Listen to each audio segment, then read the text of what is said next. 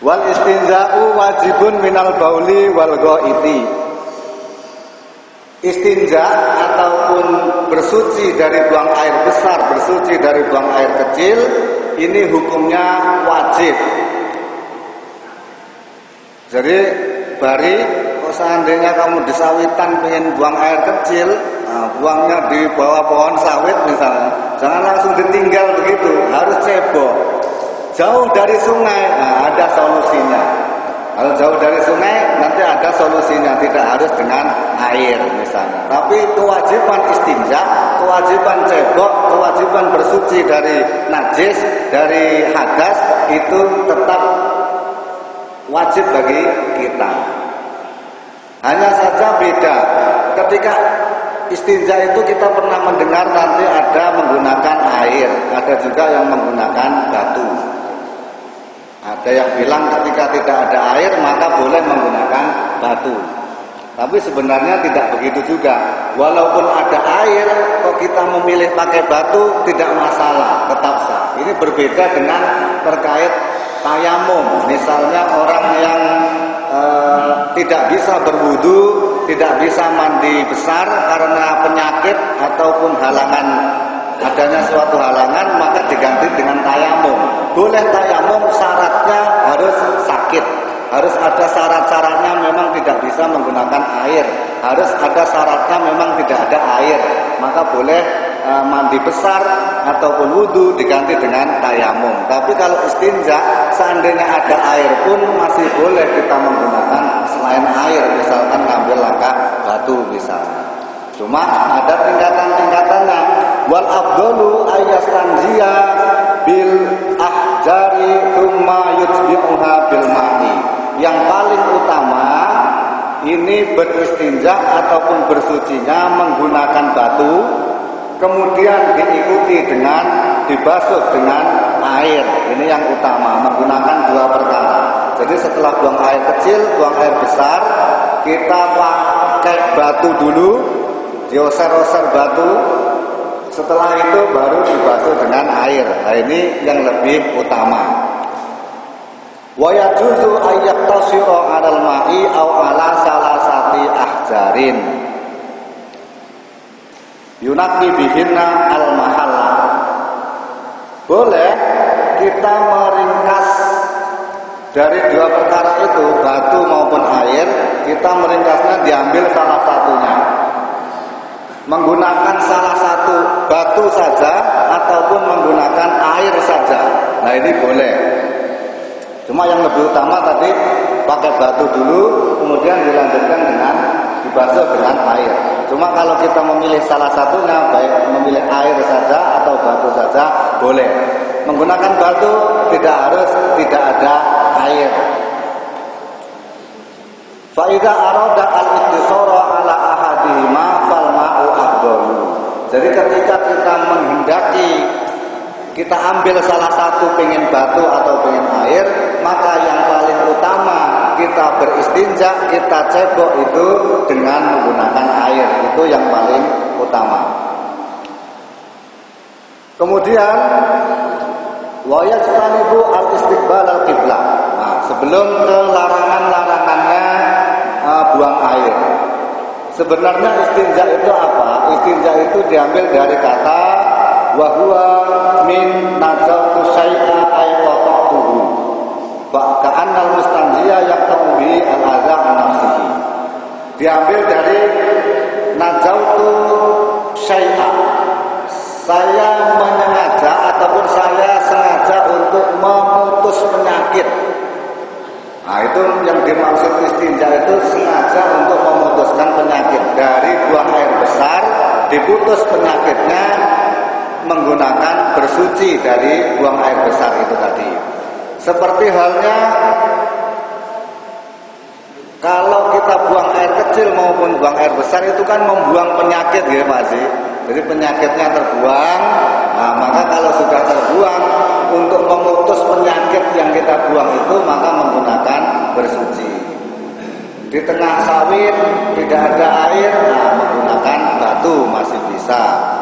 Jadi tidak ada alasan ketika kita di tengah-tengah kapling ataupun di tengah-tengah hutan tidak ada air maka tidak bersuci. Kalau kita tidak bersuci, tidak istinja, maka akibatnya sholatnya tidak sah. Karena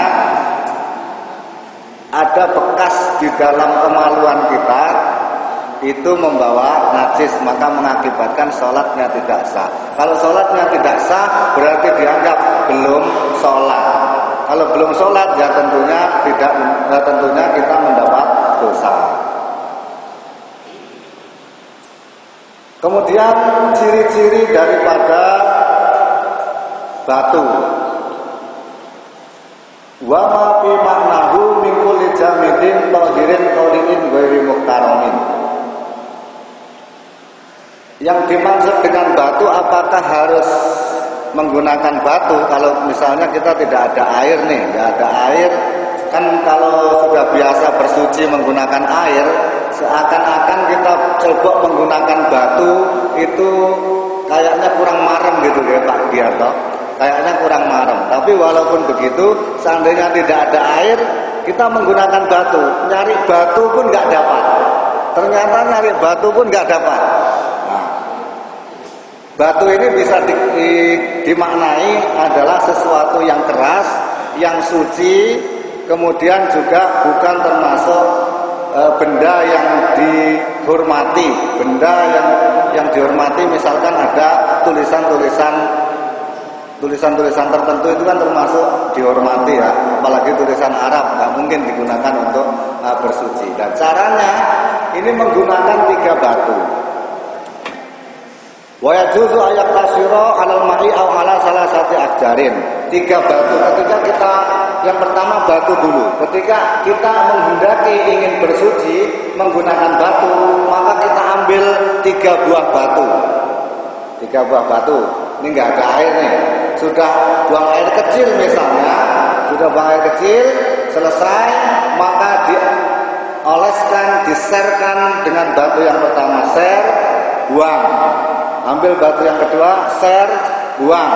Ambil batu yang ketiga, ser, buang. Jadi 3 kali. Atau tidak ada 3 batu, nemunya cuma 1. Yang penting sisi-sisinya itu agak besar, agak lebar, nggak masalah. Nanti diserkan di sisi sebelahnya, ser, kemudian diputar, serkan di sisi sebelahnya lagi, kemudian di sisi yang lain. Itu sudah boleh, tidak ada 3 batu.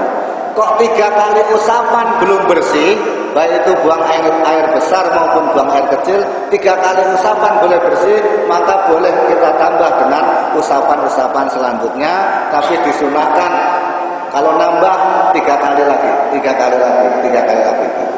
Jadi usapan 3 kali masih belum bersih, tambahi lagi 3 kali usapan, tambahi lagi. Nah itu dianjurkan 3 kali seperti itu. Menggunakan 3 batu.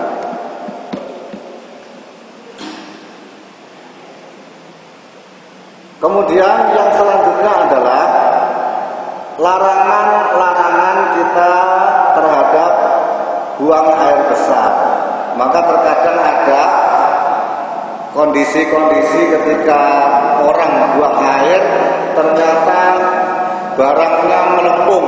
Nah, ini kan karena kesalahan-kesalahan atau tidak punya adab dalam buang air. Jadi buang air pun ada adabnya sehingga tidak terjadi sesuatu hal yang tidak kita inginkan. Bahkan ada tukang kusuk itu yang bilang, kenapa kamu bisa kesurupan begini? Ini ada anak ke tukang kusuk kesurupan sampai berhari-hari enggak. Maksudnya pikirannya enggak normal. Ternyata apa? Katanya habis kencing di bawah kayu yang besar itu. Nah, itu kadang-kadang. Ya sebenarnya tidak ada urusannya kencing sama kerasukan, tapi kenyataannya dia habis kencing itu terus kerasukan. Nah, itu maka sebaiknya untuk menghindari hal-hal yang seperti itu, maka perlunya buang air kecil maupun buang air besar ada adabnya sehingga terhindar dari perkara-perkara yang tidak kita inginkan. Wa yastanibu istiqbal al-qiblah wa istidbaraha bis safra'i. Larangan yang pertama kita dalam buang air, baik itu buang air besar maupun buang air kecil, adalah menjauhi menghadap kiblat, juga membelakangi kiblat. Kalau posisi kita buang air ada di sebuah lapangan atau tidak di lapangan, maksudnya di lapangan itu tempat terbuka yang tidak ada penghalangnya, kira-kira 2/3 dhira. Kalau 2/3 dhira, taruhlah perkiraan 80 cm. Kalau tidak ada penghalangnya antara orang tersebut dengan kiblat, tidak ada penghalangnya 80 cm, maka itu masih termasuk alam terbuka. Sehingga kita tidak boleh buang air baik kecil maupun besar menghadap kiblat ataupun membelakangi kiblat.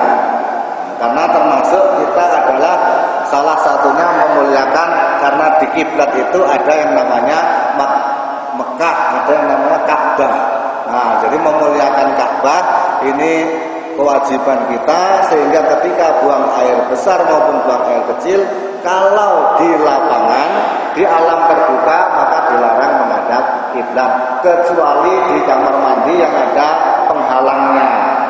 Bebas mau menghadap ke kiblat, ke barat, ke timur, ke selatan, ada ke atas.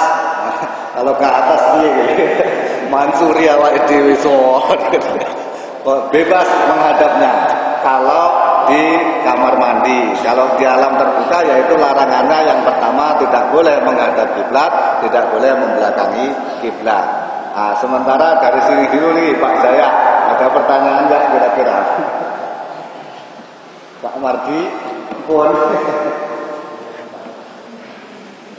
Oh, seandainya ada pertanyaan selain istinja ya boleh. Nah, kadang-kadang bertanya selain istinja. Baik, di zaman dahulu ada yang namanya air dan juga batu. Zaman dahulu istinja itu yang menggunakan dua perkara itu, ataupun tidak ada batu, yang penting bentuknya keras seperti kayu-kayu kering yang sifatnya meresap najis, juga dedaunan kering juga bisa. Dan sekarang ada lagi yang lebih modern, tidak ada penjelasannya, yakni tisu. Sekarang ini, kalau dalam kitab ini nggak ada pembahasan tentang yang namanya tisu. Sekarang kan sudah modern. Kadang kita berada di dalam pesawat ataupun di hotel-hotel, ada yang tidak menyediakan air tapi menyediakan tisu ketika buang air besar.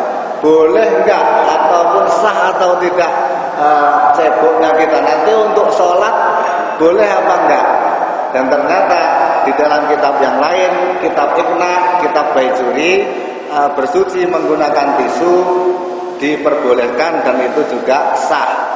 Ketika buang air besar kita ambil tisu, karena orang-orang seperti di pesawat, di hotel-hotel itu mengatakan lebih efisien pakai tisu karena nggak membasahi pakaian, nggak membasahi badan, jadi lebih kering, efisien katanya. Kalau di pesawat, saya juga belum pernah sih buang air besar di pesawat. Ada air nggak saya? Iya, ada ya.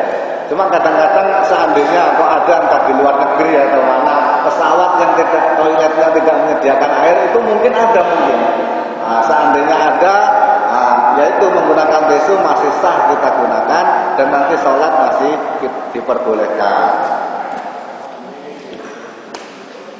Kemudian larangan yang kedua, wa yajtanibu al-baula fil ma'ir raqidi. Kita menghindari buang air kecil, menghindari buang air kecil di air yang tergenang. Nah, air yang tergenang, ada sebuah paret misalnya, tapi paretnya nggak jalan, tergenang. Itu kalau buang air di situ kita hindari, terutama bapak-bapak. Kalau ibu-ibu kayaknya kemungkinan kecil ya Bu, masa di paret-paret buang air kecil. Nanti kalau difoto orang, diviralkan, nanti bahaya. Zaman sekarang dikit-dikit viral. Nah itu, apalagi Bu Suryani, guru. Nah buang air di parat, di foto nanti, wah ini kan guru SD sana viral jadinya sampai ke Pak Jokowi. Maksudnya apalagi umumnya laki-laki lah, ketika ada air yang tergenang tidak mengalir, maka kita hindari buang air kecilnya di air yang tergenang tersebut. Karena apa? Terkadang air yang tergenang itu nanti datang hewan-hewan mau minum. Nah, jadi kasihan lah. Masa minum air kencing kita. Nah itu, jadinya bahkan bukan hanya hewan-hewan, nggak taunya orang yang sedang manen misalnya di tengah kapling ngambil air tersebut mau merebus kopi, nggak tahu air tersebut habis dikencingi sama kita. Nah, ini kan namanya mendolimi. Nah, jadi kalau di dalam sini tidak ada kenapa kok dilarang membuang air di tempat yang tergenang, di air yang tergenang, tidak ada alasannya. Tapi ya yang penting kita hindarilah buang air kecil di air yang tergenang. Itu yang kedua. Kemudian yang ketiga, larangan yang ketiga wa tahta syajarati al-musmirati. Dilarang kita buang air kecil di bawah pohon yang sedang berbuah. Pohon pisang, pohon rambutan, kelengkeng, ataupun matoa dan lain sebagainya. Pohon-pohon yang sedang berbuah, nah kita dilarang buang air kecil di bawah pohon tersebut. Tidak ada alasannya. Ya kira-kiranya ketika kita buang air kecil di bawah pohon yang berbuah, tentu kalau pohon namanya sudah keluar buah, tentu orang-orang kan lihat, buahnya matang, pengen ngambil. Delalah di bawah ada kotoran kita, ada air kencing kita. Delalah orang tersebut habis ngambil buahnya, mijak kotoran, nyiprat-nyiprat di kakinya misalnya, terus dibuat sholat pula. Nah itu kan masalahnya. Yang seperti itulah kita harus hindari. Jadi kadang-kadang pohon-pohon yang berbuah ini membawa daya tarik manusia-manusia untuk datang menghampiri pohon yang berbuah tersebut, sehingga kita dilarang buang air kecil ataupun kencing di bawah pohon yang sedang berbuah. Kalau nggak ada buahnya, ya nggak masalah, nggak ada buahnya. Yang larangannya yang ketika berbuah, ya karena buahnya itu memancing orang datang. Bukan hanya orang, kalau buahnya pisang ya hewan juga ini pengen datang. Kemudian yang selanjutnya wafit toriki, kita juga dilarang buang air kecil di jalan, baik itu jalan setapak yang biasa dilalui orang maupun di jalan yang agak besar. Ini dilarang, ini adabnya buang air. Walaupun jalan setapak kita buang air di tengah-tengah itu, apa salahnya sih buang air minggir di tempat yang tidak dilewati, sering dilewati orang.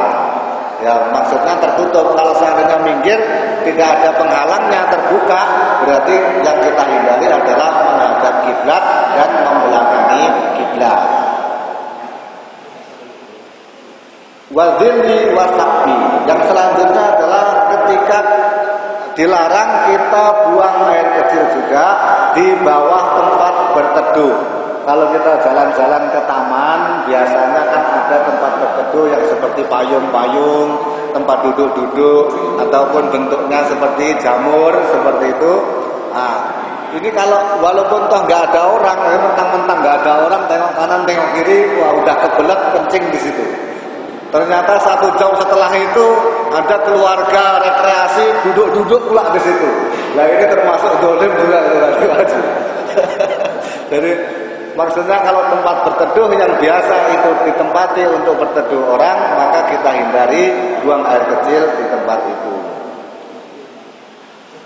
Kemudian di lubang, kalau ada lubang-lubang misalnya di tengah-tengah kapling atau di tengah-tengah hutan, ada lubang, nah ini juga kita hindari kencing di dalam lubang tersebut dimasukkan. Kalau laki-laki masih mending bu, jaraknya jauh masuk ke lubang ini. Kalau perempuan harus jongkok, dan jongkoki lubang tur, ternyata ada ular kactok. Wah, nah ini. Kalau laki-laki dipatok ular, wah ini ular kepatok ular. Nah ini. Jadi menghindari buang air kecil masuk di lubang itu tadi, sehingga siapa tahu di lubang tersebut ada hewan-hewan di dalamnya, sehingga kita juga melindungi hewan tersebut. Nabi Sulaiman saja pada waktu itu kan ketika pasukannya mau lewat, ada semut yang nyebrang, nah itu diberhentikan dulu, stop, ada semut mau lewat. Nah itu kan contoh sebagai kita supaya kita sendiri menghormati hewan-hewan, baik itu semut. Kalau semut kayaknya agak susah ya Pak. Tapi kalau kiai saya di Jawa Timur, namanya Kiai Ahmad Sholeh Abdul Jalil, ini kalau ada semut benar-benar santrinya disuruh menghindari. Kalau saya itu biasa jalan itu sembrono aja, di tempat ngaji itu jalan nggak pernah lihat bawah, maksudnya nggak memperhatikan semut. Ada Mbah Yai di sana, stop, dari Jawa, melangkah kata. Apa maksudnya suruh melangkah? Saya tengok bau, ternyata ada semut nyebrang, jadi suruh menghindari. Kalau Mbah Yai Soleh ingat sangat hati-hati sekali, yaitu semut saja dihormati. Bahkan kotoran cicak, kadang-kadang yang namanya kotoran cicak, ada sebagian ulama ta'adzuril izalah, susah menghilangkan kotoran cicak-cicak itu saking banyaknya. Cicak kan ada di rumah, ada di masjid, ada di musola, di mana-mana kotorannya, sehingga ketika kita mensucikan tai cicak satu persatu, berapa kali sehari kita membersihkan kotoran cicak itu. Malam banyak kotoran cicak, nanti pagi kita bersihkan, besoknya udah banyak lagi. Nah itu ada. Tapi kalau Mbah Yai Soleh enggak. Mbah Yai Soleh itu ketika ada kotoran cicak, santrinya disuruh memberi tanda, dibuletin, bulat, kasih tanda bulat. Terus ada lagi kotoran cicak apa, kasih tanda bulat. Jadi setiap hari di rumahnya Mbah Yai Soleh ini ada buletan-buletan itu banyak. Orang yang nggak tahu ini buletan apa ini. Padahal itu bekas buletannya kotoran cicak, ditandai, dibuleti. Kalau udah dibuleti, nanti misalnya pagi dibuleti, siang nanti dibersihkan. Belum sempat bersihkan pagi, ya siang bersihkan. Nah, diambil kotorannya saya seperti najisnya ayam. Diambil kotorannya, kemudian digosok-gosok menggunakan kertas yang basah ataupun kain yang basah juga bisa. Nah, nanti sudah menjadi najis hukmiyah. Kalau ditengok bau, rasa dan warnanya tidak ada, sudah punya, baru disiram dengan air pure. Mana lagi tempatnya tadi pure gitu. Jadi setiap satu kotoran cicak itu disucikan menggunakan air. Nah, ini yang ada ulama yang seperti itu, maksudnya untuk berhati-hati. Juga ada sebagian ulama yang mengatakan tai cicak ini dimakruh karena cicak masih khilaf lah. Ada yang mengatakan cicak ini termasuk hewan yang darahnya mengalir. Ada juga hewan yang darahnya tidak mengalir. Kalau hewan yang darahnya tidak mengalir, najisnya najis makfu seperti lalat. Lalat masuk ke dalam air kopi kita, nah itu tidak najis walaupun mati. Harusnya hukumnya bangkai. Kalau hewan mati tanpa disembelih kan bangkai, berarti najis. Tapi kalau lalat karena darahnya itu bukan hewan yang darahnya mengalir, maka ma'fu anhu, dimaafkan kenajisannya itu. Masih boleh dibuang lalatnya, kita minum. Nah itu seperti itu. Tapi tingkatan-tingkatan orang berbeda-beda. Ada yang sangat berhati-hati mengenai hukum, ada yang ya biasa-biasa saja. Tadi terkait larangan kita buang air kecil di dalam lubang. Kemudian wala yatakallamu 'alal bauli wal ghaiti. Tidak boleh kita berbicara ketika sedang dalam buang air kecil maupun buang air besar. Tidak boleh, Pak. Ini saya pernah di bandara itu waktu ngantri sudah masuk di toilet sebelahnya ngomong-ngomong sendiri, dikirain ngomong sama saya, ternyata nelpon. Jadi ngomong aja panjang. Saya perhatikan ternyata nelpon ya. Nah ini Kalau bisa walaupun telepon pun kita hindari berbicara di dalam ketika buang air besar maupun buang air kecil. Ini termasuk adabnya. Adab kita buang air besar, buang air kecil. Kecuali teleponnya itu memang benar-benar telepon yang darurat, telepon yang mendesak. Kita buang air kecil, misalnya sedang buang air kecil, kawannya di sana mau digigit ular, tiba-tiba ada ular di belakangnya, nggak tahu dia. Nah, kita boleh ngomong, awas ada ular, minggir. Nah, itu boleh. Tapi kalau tidak dalam keadaan terpaksa, maka tetap kita jaga buang air kecil, buang air besar, tidak berbicara. Bahkan apalagi di dalam WC ada orang salam, jawab salam. Pak Lati. Ada orang mau beli air galon. Assalamualaikum. Pak Lati masih di WC.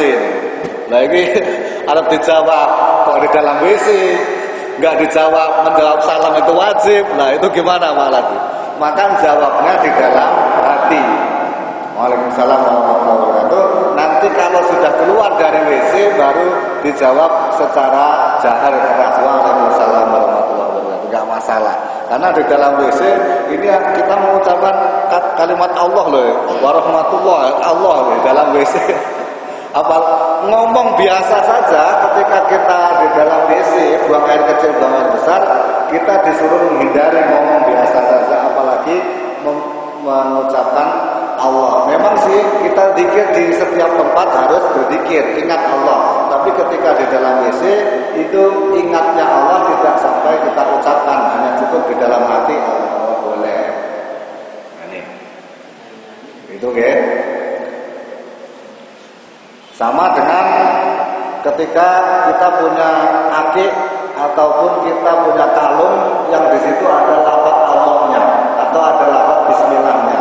Nah sebisa mungkin kalau ketika masuk di dalam WC ini dicopot, keluar ataupun disembunyikan di mana lah biar nggak nampak orang.